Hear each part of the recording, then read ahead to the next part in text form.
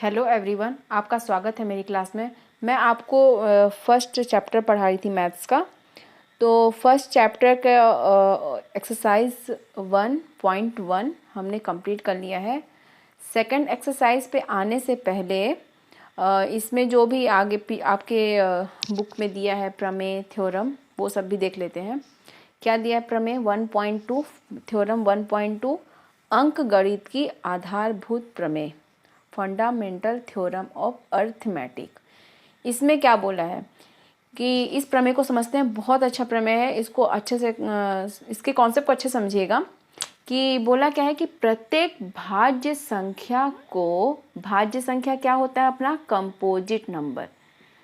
भाज्य संख्या composite number क्या होता है? भाज्य संख्या ऐसी संख्या जिसको आप भाग दे रहे हो किसी चीज से, जिसका गुणांक, जिसके फैक्टर्स ऐसी संख्या जिसके फैक्टर्स 2 से ज़्यादा होते हैं।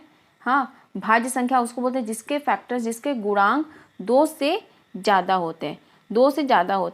जो अभाज्य क्या होता है? प्राइम क्या होता है? जिसके फैक्टर्स सिर्फ 2 होते हैं। प्राइम नंबर क्या होता है? अभाज्य संख्या क्या होती है? अभाज्य। और ये भाज्य है।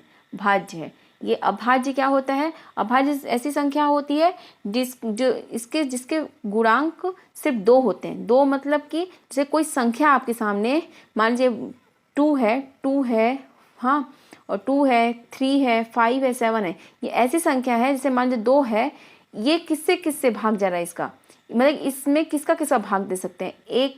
एक से विभाजित हो रहा पूरा संख्या ये, और दूसरी 2 से विभाजित हो रही है। ऐसी 3 क्या है? इसके फैक्टर्स कितने, इसके गुणांक कितने हैं? 1 से ये पूरी तरह से भाग जा रहा है इसका, और 3 से जा रहा है, सिर्फ 3 से जा रहा है। ऐसी 5 को दे तो 1 से पूरी तरह ये भाग जा रहा है, और 5 से, जिसके फैक्टर्स सिर्फ 2 होते हैं। खुद एक संख्या अपनी होती है और 1 होता है।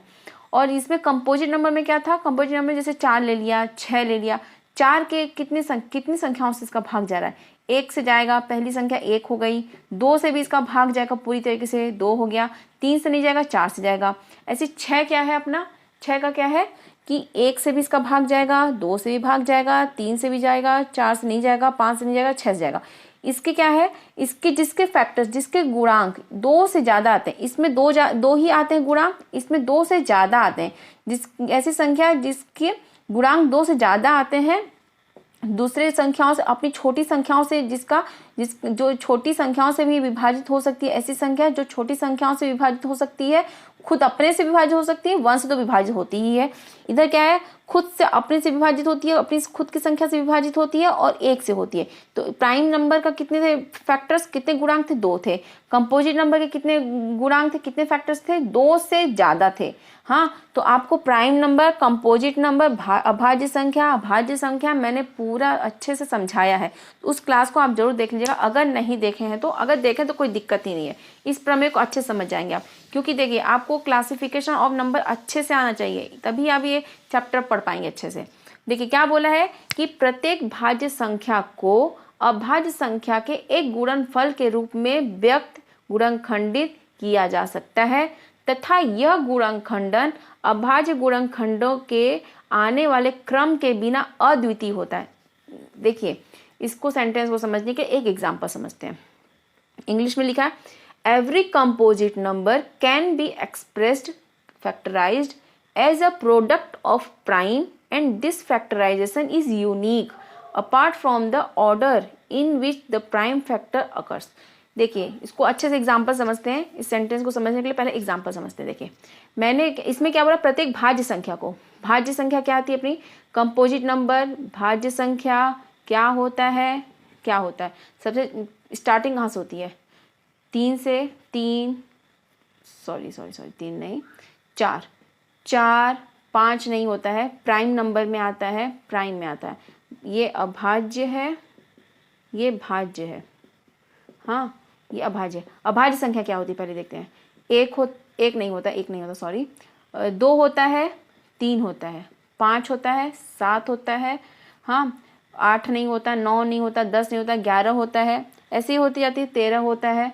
ऐसे अब क्या होता है? 4 जो इसमें नहीं है, जो अभाज्य नहीं है वो भाज्य है, तो 4 हो गया, 6 हो गया, 7 इसमें है तो 8 इसमें हो गया, 9 इसमें है, 10 इसमें है, 12 इसमें है, 13 नहीं होता है, 14 होता है, 15 होता है, 16 होता है, 17 इसमें आता है। अगर आपको ये चीज़ें समझ आती है, भाज्य संख्या अभाज्य संख्या मैंने पूरी अच्छे से समझाया, आप उसको उस क्लास को देख लीजिएगा। ये दोनों की बात कर रहा है, इस प्रमेय में इन दोनों संख्याओं के बारे में बात हो रही है। क्या बोल रहा है कि प्रत्येक भाज्य संख्या को अभाज्य संख्या के एक गुणनफल के रूप में व्यक्त किया जा सकता है, गुणनखंडित किया जा सकता है। कैसे? ये भाज्य संख्या, इस भाज्य संख्या को अभाज्य संख्याओं के गुणनफल के रूप में व्यक्त किया जा सकता है। इसका मतलब क्या है? 4 का गुणनखंड कीजिए, 4 का गुणनखंड आपको आता होगा, अभाज्य संख्या लिखना, अभाज्य संख्या के रूप में व्यक्त किया जा सकता है। तो हमें 4 से 4 नहीं काटना है, क्यों? क्योंकि ये भाज्य है, हमें अभाज्य संख्या से काटना है। तो भाज्य संख्या क्या हो गई? 2, 2 दूनी 4, हाँ, फिर 2, ये 2 से कटेगा, ये दोनों क्या है? अभाज्य हैं। तो इस 4 को, इस भाज्य संख्या को हम 2 इंटू 2 अभाज्य संख्या, इस भाज्य संख्या को अभाज्य संख्या के गुणनफल के रूप में व्यक्त कर सकते हैं। ये बोला है यहाँ तक का लाइन। फिर इसके बाद का जो लाइन बोला है उसको समझते हैं। मैं एक एग्जाम्पल ले रही हूँ आपके सामने, 18 ली हूँ, 18 को समझते हैं। ये 18 क्या है? ये भाज्य संख्या है, कंपोजिट नंबर है। इसके गुणनखंड, इसके गुणांक 1 होता है, 2 होता है, 3 भी होता है, 4 नहीं होता है, 5 नहीं होता है, 9 होता है, 6 होता है, 18 खुद भी होता है। तो इसके गुणांक, इसके फैक्टर्स 2 से ज़्यादा आते हैं, अपनी छोटी संख्याओं से कटते भी हैं, खुद की संख्या से भी कटते हैं, 1 से भी कटते हैं। तो ये अभाज्य में तो आ नहीं सकते, अभाज्य का कंडीशन अलग है, भाज्य का कंडीशन अलग है। तो ये अभाज्य संख्या है, ये भाज्य संख्या है, कंपोजिट नंबर है। इस कंपोजिट नंबर को हमें गुणनखंड करना है। इसका बोला भाज्य संख्या का गुणनखंड, भाज्य संख्या का गुणनखंड। प्रत्येक भाज्य संख्या को अभाज्य संख्याओं के एक गुणनफल के रूप में व्यक्त, गुणनखंडित किया जा सकता है। तो गुणनखंडित करते हैं, गुणनखंड करते हैं। तो 2 से मैं 6 नहीं ले सकती हूँ, मैं 2 ही लूंगी। जो अभाज्य संख्या है उन्हीं को रखूंगी यहाँ पे, जिससे अगर 2 से कट रहा 2 रखूंगी, 3 से कटता 3 रखूंगी, 7 से कटेगा तो 7 से रखूंगी। लेकिन 4, 6, 8, 9 में से नहीं लूंगी, मुझे इस फॉर्म में लेना है, इनको लेकर के काटना है इसको। तो क्या हो गया अपना? इनको लेके काटना है। तो 2 9 18 हो गया। अब मैं इसको किससे काटूंगी? 9 से नहीं काटूंगी, 9 से गुणनखंडित नहीं करूंगी। हमें लेना है अभाज्य संख्या, प्राइम नंबर। तो क्या हो जाएगा? प्राइम नंबर 3 से कैंसिल, ये 3 से कटेगा तो 3 तिकाई 9, फिर 3 से 3 एकम 3। इसके अभाज्य संख्या क्या हुए? इसके अभाज्य गुणनखंडन क्या हुए? 18 के गुणनखंडन क्या हुए? अभाज्य संख्या के रूप में 2 हुआ, 3 हुआ, 3 हुआ। ये अभाज्य गुणनखंड है, ये अभाज्य संख्या लिए है ना, इसलिए अभाज्य गुणनखंड बोल रहा है। अब इसी 18 को मैं फिर से गुणनखंड कर रही हूँ, इसी 18 का फिर से गुणनखंड कर रही हूँ। देखिए इस लाइन को समझाने के लिए मैंने बोला इसका अभाज्य गुणनखंड करना है। पहले मैंने 2 लिया, इस बार मैं 3 से स्टार्ट करती हूँ। मेरे माइंड में चलिए क्लिक कर दिया पहले 3 ही, तो फिर क्या करेंगे? 3 6 18। फिर मेरा मन हुआ चलो 2 से कटती हूँ, मुझे 2 ही याद है, 2 से भी तो कटता है, अभाज्य संख्या है। 2 3 6, फिर 3। अब 18 का क्या गुणनखंड बना? यहाँ से देखिए तो 3 इंटू 2 इंटू 3 हुआ ना। अब देखिए फिर से मैंने 18 का गुणनखंडन किया, 18 का फिर से मैं गुणनखंड कर रही हूँ, 18 का फिर से।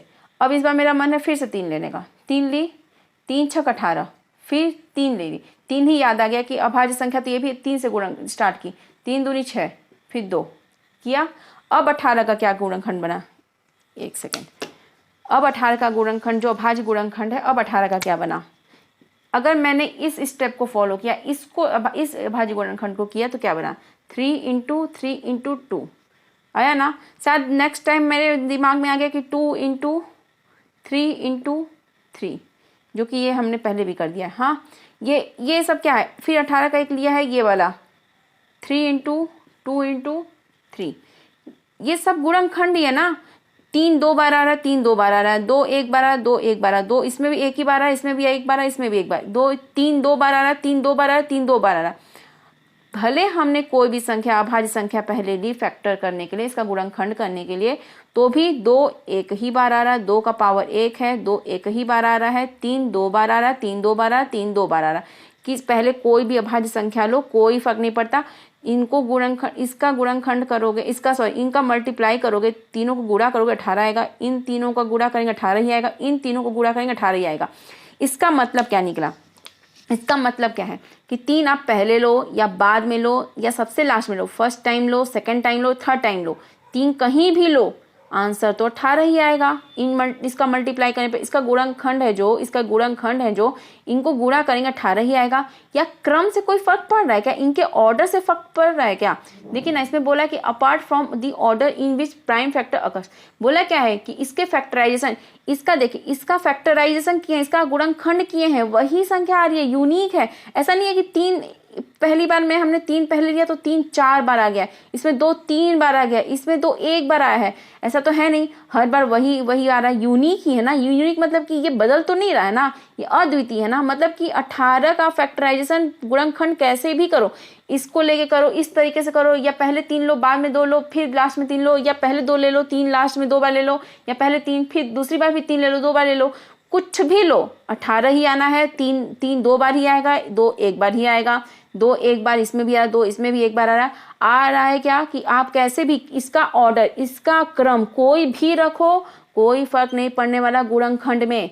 यही समझा रहा है। 18 का हमने अभाज्य गुणनखंड किया है। इस 18 को डायरेक्टली मैंने 3 से काटा भी, 9 है तो 9 डायरेक्टली नहीं लिखी हूँ, 3 से अभाज्य, मैं इसको 9 से डायरेक्टली, अगर 9 से 9 एकम 9 भी कर सकती हूँ, लेकिन ये गलत हो जाएगा। हमें क्या बोला, अभाज्य गुणनखंड करना है, तो अभाज्य गुणनखंड के लिए अभाज्य संख्या ही लेनी पड़ेगी। 3 तिकाई 9, फिर 3 से, मतलब कि ये इधर के जो गुणनखंड है, ये सब क्या है, ये अभाज्य गुणनखंड है। अभाज्य संख्या होगी 2 3 5 7 11 13 17 19, ऐसी संख्या होंगी जो कि अभाज्य संख्या के ही फॉर्म में लिखना, अभाज्य संख्या का ही गुणनखंड करना, ये भाज्य संख्या का अभाज्य संख्या के गुणनफल के रूप में लिखना है। यही बोला है, प्रत्येक भाज्य संख्या को, ये भाज्य संख्या है, को अभाज्य संख्याओं के एक गुणनफल के रूप में, अभाज्य संख्या है, इनका गुणनफल किया है, गुणनफल के रूप में गुणनखंडित करना है, गुणनखंडित करना है, जो कि गुणनखंड मैंने अभाज्य संख्याओं को लेकर के भाज्य संख्या का गुणनखंड किया है, किया जा सकता है। तथा यह गुणनखंडन अभाज्य गुणनखंडों के,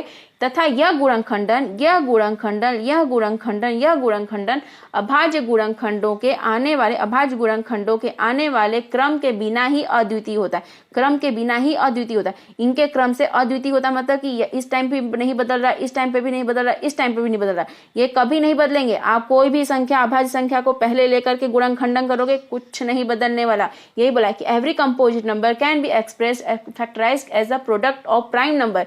इस कंपोजिट नंबर को, इस कंपोजिट नंबर को, इस कंपोजिट नंबर को, ये प्राइम नंबर के फैक्टराइजेशन के रूप में आप लिखोगे तो वही आएगा, यूनिक ही रहेगा, कोई उनके ऑर्डर में चेंजेस नहीं होने वाले हैं। ये बोला है इस प्रमेय में। तो आप समझ रहे होंगे कि इस प्रमेय क्या बोला है। तो इसको मैंने समझाया, इसको आप समझ गए होंगे। तो इस क्लास में सिर्फ इतना ही, क्योंकि जो नेक्स्ट क्लास होगी उसमें मैं आपको एक एग्जांपल कराऊंगी। ये आपने समझा, इसका गुणनखंडन समझा कि कोई चेंजेस नहीं आने वाला है। इसके बाद आपका एग्जाम्पल दिया है, एग्जाम्पल 5, उसके भी कुछ कॉन्सेप्ट हैं, उस क्वेश्चन के साथ साथ पहले कॉन्सेप्ट समझाऊंगी, फिर क्वेश्चन कराऊंगी। तो छोटी छोटी क्लास ले रही हूँ, आपको बोरिंग ना लगे इसलिए। तो इस क्लास में सिर्फ इतना ही। Thank you so much.